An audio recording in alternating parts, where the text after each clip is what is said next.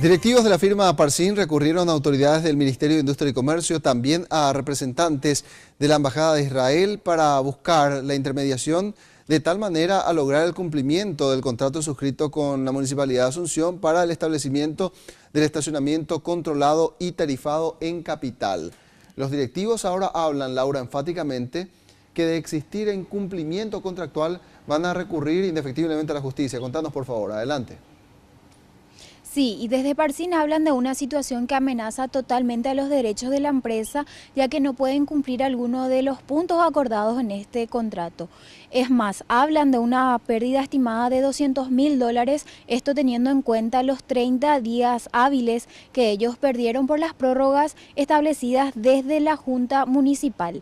Y estas prórrogas son justamente las cuestionadas por esta empresa, ya que ellos piden celeridad en los procesos que hacen al dictamen en cuanto a si se va a rescindir o se va a continuar con este contrato. Al respecto, esto es lo que mencionaba María Angélica Insaurralde, ella es gerente general de Parsin. En cuanto a la prórroga, en lo que nosotros hemos solicitado es la suspensión de los plazos, es decir, porque no tenemos una fecha cierta más que los 45 días que se ha solicitado y que todo esto está pendiente de un dictamen ajeno a la municipalidad, que es el del subcontralor. Entonces, legal y oportunamente consideramos que era mejor una suspensión de los plazos.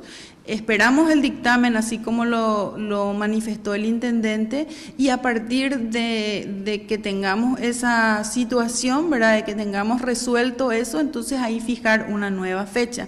Bueno, nosotros necesitamos evidentemente que el intendente o la Junta Municipal tomen la decisión de rescindir o no el contrato.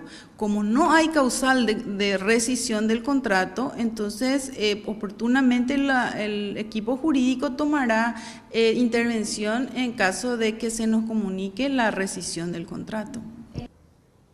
Y ahora lo que aguardan tanto desde la comuna capitalina como desde la empresa Parsin es el dictamen de la Contraloría, luego de que la comuna haya solicitado la reconsideración de su primer dictamen en el que recomendaba rescindir el contrato con Parsin.